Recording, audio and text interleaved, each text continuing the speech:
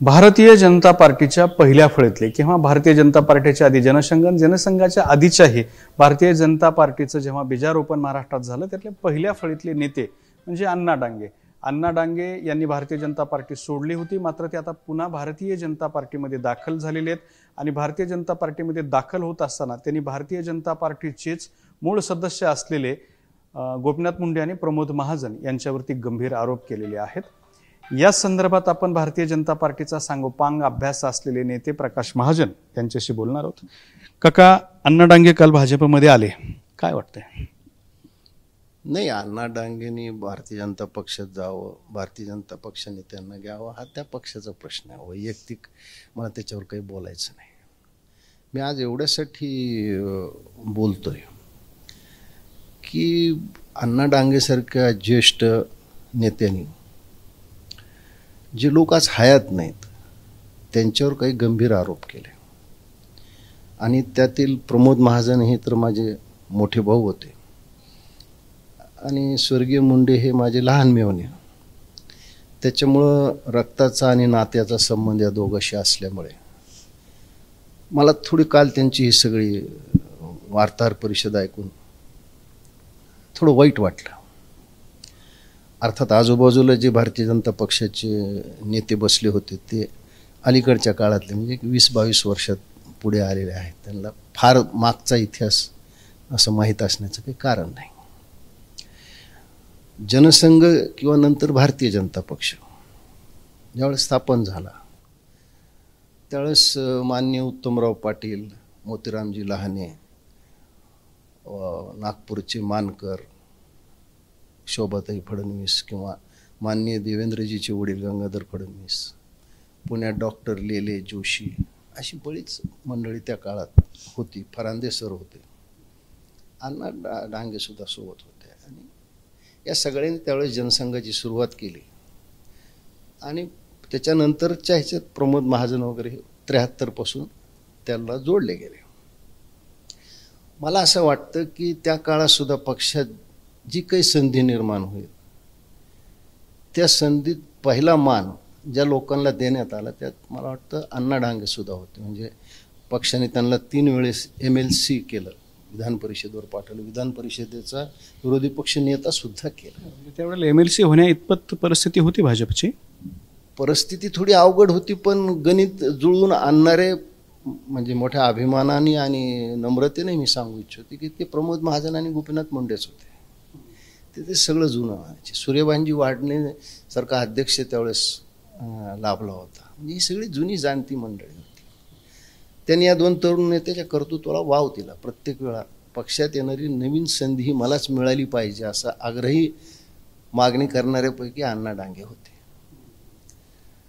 आता खरं म्हणजे वंदनीय बाळासाहेब हे त्या काळात भारतीय जनता पक्ष आणि शिवसेनेच्या युतीचा आधारस्तंभ किंवा कणा, दीपस्तंभ या सगळ्या भूमिकेत होते. त्यांनी असं कधी सांगितलं नाही भारतीय जनता पक्षाला की तुम्ही याला मंत्री करा आणि त्यांना ते खाते द्या. खरं म्हणजे काल अण्णा डांगे हे का बोलले मला माहीत नाही. बाळासाहेबांशी पूर्ण आदर ठेवून कधी बाळासाहेबांना असा कुणाच्या पक्षाच्या अंतर्गत ह्याच्यात कधी हस्तक्षेप केला नाही. जे काही खाती दिली ती भारतीय जनता पक्षानेच अण्णा डांगेंना दिली. आणि त्यावेळेस भारतीय जनता पक्षाची धुरा प्रमोद महाजन आणि गोपीनाथ मुंडे हे दोघंच वाहत होते महाराष्ट्रात. आणि तुम्ही भारतीय जनता पक्ष सोडताना प्रमोदजीवर तुम्ही आरोप केले की ते गोपीनाथराव मुंडेंना मुख्यमंत्री करायचे त्यांच्या मनात आहे. मग माझा छळवाद सुरू केला. एका अर्थाने त्यांनी सांगितलं की त्यावेळेस ते मुख्यमंत्री पदाच्या रेसमध्ये भारतीय जनता पक्षात होते. कुणी रेसमध्ये न राहावं हा त्याचा प्रश्न आहे. पण गोपीनाथराव मुंडे हे देखील भारतीय जनता पक्षात होते, विरोधी पक्षनेते होते, उपमुख्यमंत्री होते. त्यांनी सुद्धा विरोधी पक्षनेते असताना संघर्ष यात्रा काढली. राजकारणातील गुन्हेगारीकरणाविषयी फार मोठा आवाज उठवला. गावोगावी खेडेपाड्यात नेऊन भारतीय जनता पक्ष वाढवला. असा कधी प्रयत्न अण्णा डांगेंनी केला का? आज म्हटलं जातं की सांगली ही खूप त्या काळात काळ्या दगडासारखी कठीण भूमिका होती. मला वाटतं बीड जिल्ह्याची परिस्थिती त्याच्याहून काही वेगळी नव्हती. एक काळ बीड जिल्ह्यामध्ये कुणी भिंतीवर जनसंघाचं किंवा भारतीय जनता पक्षाचं नाव लिहू देत नव्हतं. ही परिस्थिती बीड जिल्ह्यात सुद्धा होती. सगळ्यांनी कष्ट केले. त्यांनी एकट्यानेच केले नाहीत. पण गोपीनाथरावनी भारतीय जनता पक्षाला एक ओबीसीचा चेहरा, तिला ओबीसीचा पक्ष केला. त्या अगोदर आपण नेते होतात ना, आपण हा का प्रयत्न केला नाही, हा प्रश्न मला विचारावा वाटतो तुम्हाला. आणि मग तुम्ही जाताना काय सांगितलं की गोपीनाथ मुंडे यांना मुख्यमंत्री करायचं होतं म्हणून माझा छळवाद मांडला, म्हणून त्यांनी भारतीय जनता पक्ष सोडला. हा त्यांचा निर्णय. पण ते ज्या पक्षात गेले त्या पक्षाने त्यांना कधी मुख्यमंत्री पदाचं आश्वासन दिलं, मंत्रिपदाचं आश्वासन दिलं? म्हणजे शरद पवारांची राष्ट्रवादी, मग त्यात गेले ना ते. आता प्रमोद महाजनला जाऊन 19 वर्ष झाले, मुंडे साहेबांना जाऊन 11 वर्ष झाले. तुम्ही परत आलात आणि पुन्हा परत त्याच कार्ड तुम्ही खेळताय की या दोघांमुळे मी पक्ष सोडला, आता हे दोघं नाहीत म्हणून मी पक्ष देतो. काय तुम्हाला भारतीय जनता पक्षाने हे वचन दिलं आहे का तुम्हाला मुख्यमंत्री करू म्हणून? काय शेवटी भारतीय जनता पक्षाकडे काय दिलं तुम्हाला वचन? आपला मोठेपणा दाखवण्यासाठी इतरावर तुम्ही लांछन का देता? मला हे कधी कळालेलं नाही. असा आरोप यापूर्वी प्रमोद महाजनवर कुणीही केला नाही किंवा गोपीनाथ मुंडेवर कुणीही केला नाही. प्रमोद महाजन गेल्यावर 2 वर्षांनी असा एक आरोप विधानसभेच्या लॉबीमध्ये एका भारतीय जनता पक्षाच्या ज्येष्ठ नेत्याने केला होता आणि त्याला केंद्रीय नेतृत्वाने समज दिली. मला या गोष्टीचं वाईट वाटलं. वैयक्तिक राग तुमचा की मला का मुख्यमंत्री पदाच्या रेसमध्ये ठेवलं नाही म्हणून तुम्ही प्रमोद महाजनला दोषी ठरवता. भारतीय जनता पक्षाची कार्यपद्धती अण्णा डांगेंना माहीत नाही की असं कुणी इथे एकटा माणूस निर्णय घेत नसतो. इथं निर्णय घेण्याची एक प्रक्रिया आहे, निर्णय घेण्याचे एक टप्पे आहेत आणि प्रत्येक टप्प्यावर कुणी काय बोलायचं आणि कुणी काय सांगायचं हे ठरलेलं असतं. पण शेवटी आपलं महत्त्व वाढवा. मी पक्ष का सोडला तर यांच्यामुळं सोडला ना, आता पक्षात का आलो याचं कारण नाही सांगितलं. असं काही वचन दिलं आहे का हे मला माहीत नाही. पण काल त्यांनी भारतीय जनता पक्षाच्या सुद्धा इतर नेत्यांची खूपच अशी अवघडल्यासारखी परिस्थिती केली. मला या गोष्टीचं खूप वाईट वाटलं की एवढे ज्येष्ठ कधी काळी आजही ते आम्ही तरुण असताना अण्णा डांगेंची ती ग्रामीण भाषा, त्यांचं एक आत्मचरित्र प्रकाशित झालं होतं, त्याच्यावरची चर्चा आम्ही खूप ऐकायचं, आम्हाला ते वाटायचं. पण मनात कुठं ना कुठं तुमच्या सल गोपीनाथरावनं ते कर्तृत्व सिद्ध केलं. केवळ प्रमोद महाजनचे ते मेहने होते म्हणून नाही. आजही गोपीनाथराव गेल्यावर त्यांना मानणारा लक्षावधी ओबीसी वर्ग आहे. ओबीसी नाही, इतर समाजातले लोकसुद्धा गोपीनाथरावला मानतात. असं त्यांचं कर्तृत्व होतं. म्हणून कदाचित पक्षाने म्हणा किंवा प्रमोद महाजननी म्हणा त्यांचा जर मुख्यमंत्री पदाचा विचार घेतला असेल, आणि प्रमोद महाजनचा हा विचार काही 2000 साली किंवा 1995 साली नव्हता. मला आठवतंय ही दोन्ही माझ्यापेक्षा कॉलेजला 2 वर्ष वरिष्ठ होते, सिनियर होते. एक मतानं गोपीनाथराव ज्यावेळेस CRला पडले, मी क्लास रिप्रेझेंटेटिव्ह पडले, तो अजूनही योगेश्वरी कॉलेजचा तो हॉल आणि त्याच्यासमोरचे ते झाड आहे, ज्या झाडाखाली प्रमोद महाजनही शपथ घेतली होती की तुला एक ना एक दिवस या महाराष्ट्राचा मी मुख्यमंत्री करेल. फक्त एक पाऊल अलीकडे ते राहिले होते. एवढा कॉन्फिडन्स कसं काय? म्हणजे त्यावेळेला प्रमोद महाजनही काहीच नव्हते, गोपीनाथ मुंडेही काहीच नव्हते, कॉलेजच्या इलेक्शनमध्ये हरतात आणि पक्षसुद्धा त्यावेळेला मजबूत नव्हता, काही नव्हतं, किंवा यांना पक्षात भविष्यात काय स्थान मिळणार आहे हे माहीत नव्हतं, तरी एवढा कॉन्फिडन्स. याला आपल्यावरचा दुर्दम्य आत्मविश्वास म्हणतात. फाजील नाही, फाजील आत्मविश्वास ही वेगळी गोष्ट आहे. या दोघांनी कष्ट केले. मी म्हणलं ना की बीड जिल्ह्यामध्ये जनसंघ भारतीय जनता पक्ष आत्ता जो दिसतो ते स्वरूप नाही आहे. ते काय स्वरूप होतं ते आम्ही स्वतः भोगलेलं आहे. असाच पक्ष नाही वाढवला. एकटे सांगलीमध्येच वाईट परिस्थिती नाही, त्या सांगलीमध्ये त्या काळात सुद्धा हा खरं तर एक भन्नाट किस्सा आहे. गोपीनाथ मुंडे CR म्हणजे कॉलेज रिप्रेझेंटेटिव्हच्या निवडणुकीमध्ये पराभूत झाले, तर त्यांना प्रमोद महाजन म्हणाले की मी तुला एक दिवस महाराष्ट्राचा मुख्यमंत्री करेन. हा खूपच एक वेगळा आणि आश्चर्यकारक किस्सा आहे आणि सुदैवाने ते त्या पदापर्यंत पोहोचले सुद्धा. एक पाऊल आली त्या पदापर्यंत पोहोचलेच. हो, गोपीनाथरावने कष्ट केले. त्या अगोदर तुम्ही विरोधी पक्ष नेता होता, तुम्ही अशी एखादी संघर्ष यात्रा काढली का? तुम्ही गावोगावी अशी जाऊन फिरलात का? गोपीनाथरावमुळं जो समाज कधीही भारतीय जनता पक्षाला जोडला गेला नसता, तो जोडला गेला. हा इतिहास तिथं बसलेल्या लोकांना माहीत नव्हता. दुर्दैवाची गोष्ट आहे. पण आज तुमच्या मनात सल जी होती, जी वेदना होती की पक्षात काही जरी आलं ते मलाच मिळालं पाहिजे, ही धारणा असणारे लोक पक्षात असतात आणि त्यातून तुम्ही आरोप केले. आणि ज्यातलं कुणी हयात नाही आहे, ज्यांचा तुम्ही आधारही घेतला आहे आरोप करताना, आणि ज्यांच्यावर आरोप केले हे कुणी हयात नाही आहेत. खरं म्हणजे भारतीय जनता पक्षातले एका नेत्याने त्यांना थांबवायला पाहिजे होतं. आता दुसरा प्रश्न असा की अण्णा डांगे असं बोलल्याच्या नंतर फडणवीसांनी त्यांच्या भाषणात असं म्हणाले की अण्णा तुम्ही भारतीय जनता पार्टी सोडून गेल्याची खंत गोपीनाथ मुंडे यांनाही होती. हे मला माहीत नाही, कारण मला 2005 नंतर भारतीय जनता पक्षाशी माझा तसा वैयक्तिक काही संबंध नव्हता. पण कुणीही माणूस सोडून गेला ती खंत होतेच ना. या प्रमोद महाजन थोडेच आनंदी झाले होते या गेले, असं काही नसतं ते. पण मी म्हणलं ना की कधी कधी माणसाला स्वतःच्या क्षमतेपेक्षा अधिक हवं असतं, ते नाही मिळाल्यावर काय होतं, दुसऱ्यावर आरोप होतात ना.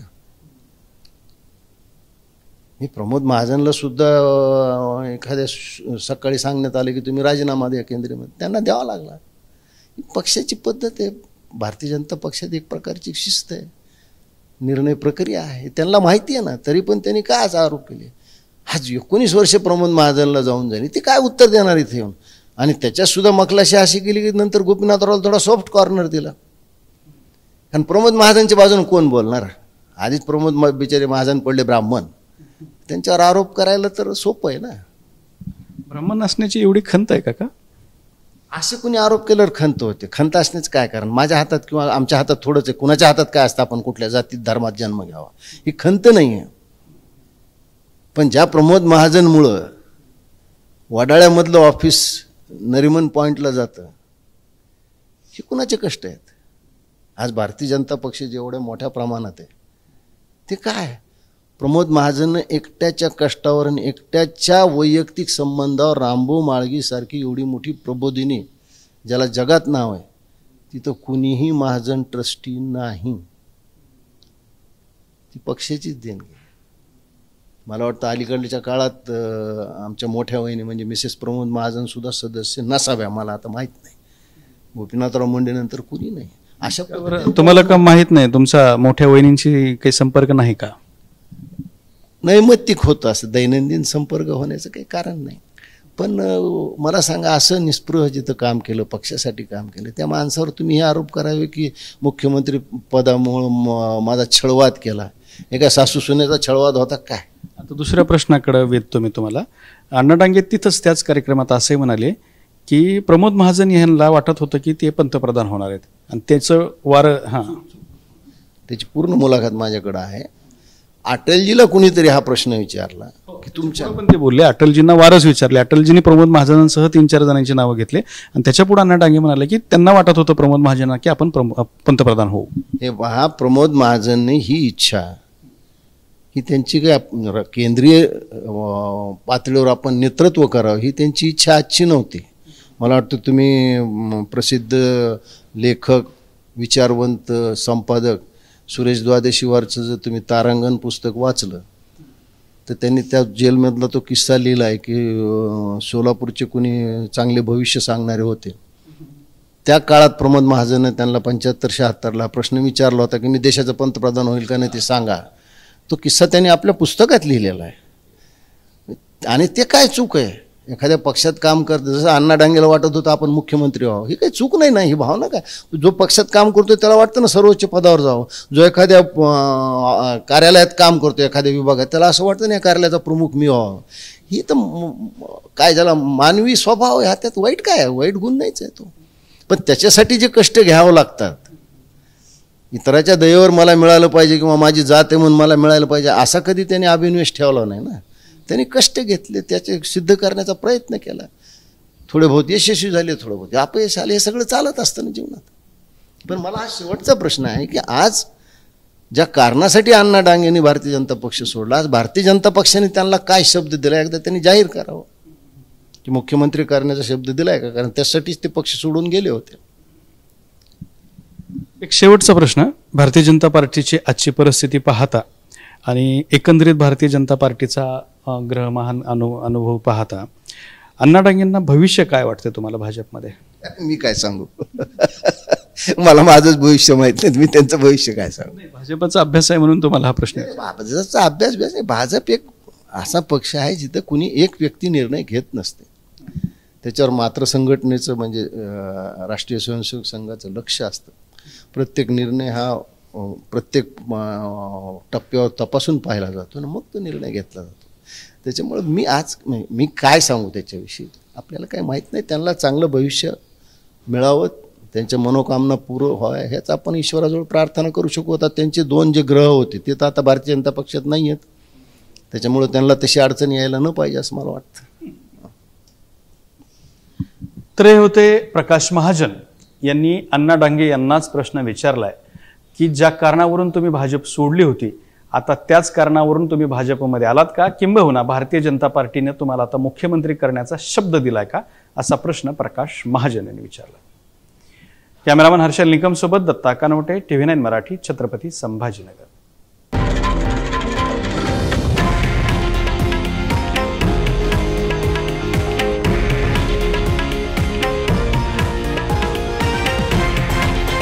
हे आहे देशातील नंबर 1 न्यूज नेटवर्क आणि आपण पाहत आहात TV9 मराठी, एकमेव.